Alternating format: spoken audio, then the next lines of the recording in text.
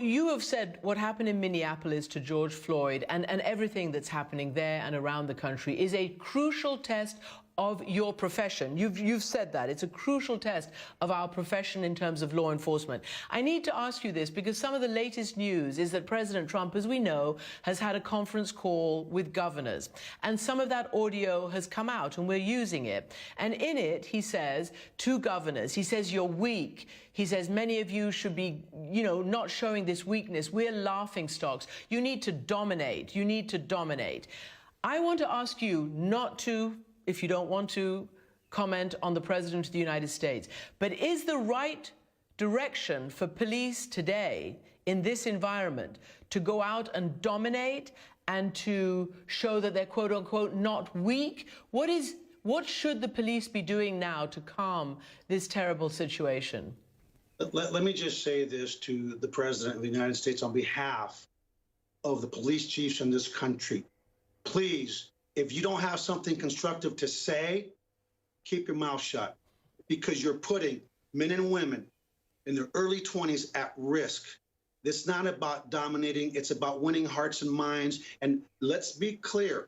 We do not want people to confuse kindness with weakness, but we don't want ignorance to ruin what we've got here in Houston. And speaking for my colleagues across the country, where their officers are being injured, community members are being injured, if you don't have something to say, like Forrest Gump, then don't say it, because that's the basic tenets of leadership, and we need leadership now more than ever. And it hurts me to no end, because whether we vote for someone, we don't vote for someone, it's still our president, but it's time to be presidential and not try to be like you're on The Apprentice. This is not Hollywood. This is real life, and real lives are at risk. And I ask the American people to please join with the police, stand together. Let's shift this to where it needs to be, to the voting booth. Pay attention to the hearts and of the people that we elect. And the reason this stuff happens is because too many people right now in this country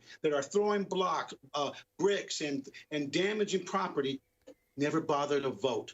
So you have a choice. Lift up your voice, be heard in the voting booth, and continue to march peacefully. So the focus remains on bad policing, criminal policing. And let's be real honest, this is not just about policing. It's about society and this disproportionality of the things going on in our country, from education to health to food to everything that we all as human beings hold near and dear. So please, please don't react to that. If we just hug one another, the only thing that will happen to overcome hate is love and engagement. Let's engage and let's do what we can control, which is our own actions, our own hearts, and exercise without fail our right to vote.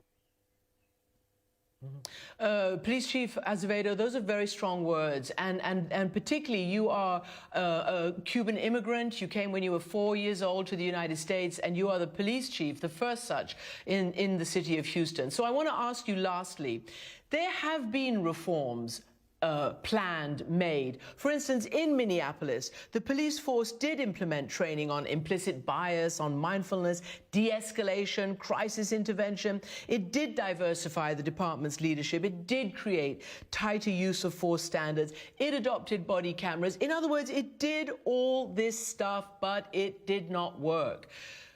Chief Azevedo, what is it going to take? How much reform? How many of these, playbooks? What is it going to take?